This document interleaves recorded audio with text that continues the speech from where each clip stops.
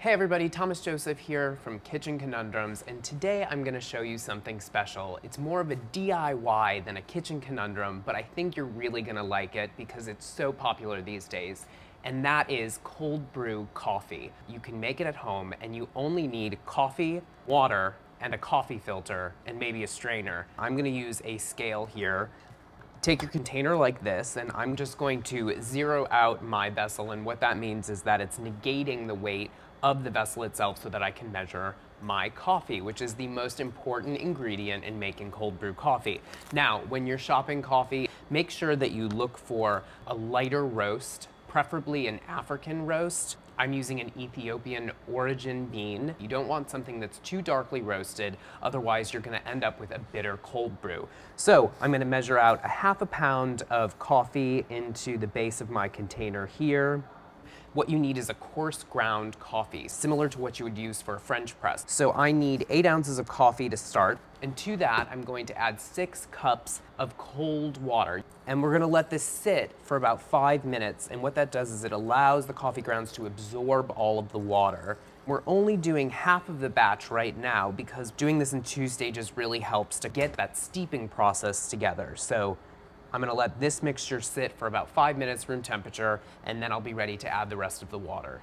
Now I'm going to add the rest of the coffee, that last half pound, and the remaining 3 cups of water. So for a pound of coffee, I'm using 9 cups of water, and that will yield you, in the end, about 1.5 to 2 quarts of cold brew coffee.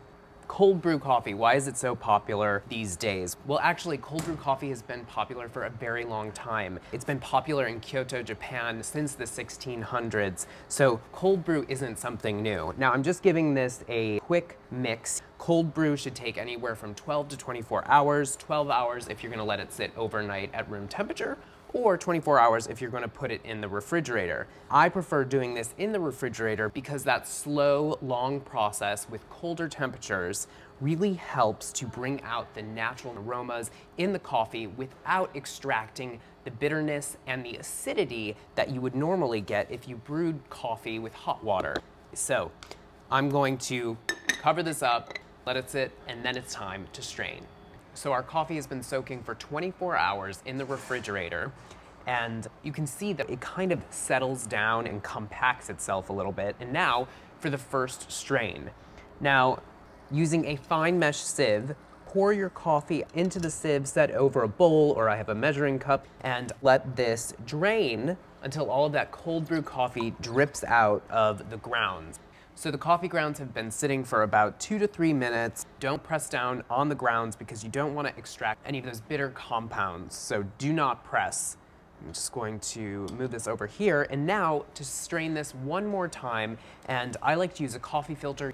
One little trick here, if you're straining something and you need to get out the fine sediment and you don't want any of the liquid to actually absorb into whatever you're straining it through, is to use a little bit of water and pre-wet your cheesecloth, your paper towel, or in this case, your coffee filter, and none of your delicious cold brew will absorb into your filter. It'll go straight through, and it will yield you just a little bit more cold brew coffee. So, just going to line a sieve here, and now I'm going to strain one more time, and this gets out all of the fine sediment so that you have a cold brew concentrate that's free of any fine particles. This will take about 5 to 10 minutes to fully drain, and then we're ready to serve the cold brew coffee.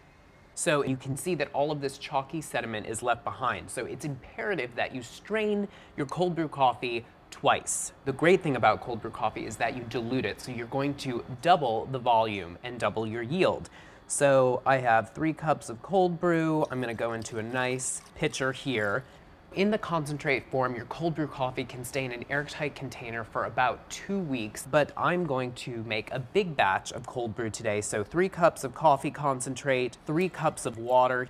If you like something that's a little bit richer in body and flavor, you could also dilute this with an equal portion of milk if you'd like. I am going to serve this cold brew up over some ice. And the great thing about cold brew coffee is that you really don't even need to sweeten it because the extraction process gives you a caramelly, chocolatey flavor and there are no bitter compounds, so there's really no need for sugar. So there you have it, a simple and easy way to DIY cold brew coffee. I'm sure you're gonna be making this all summer long.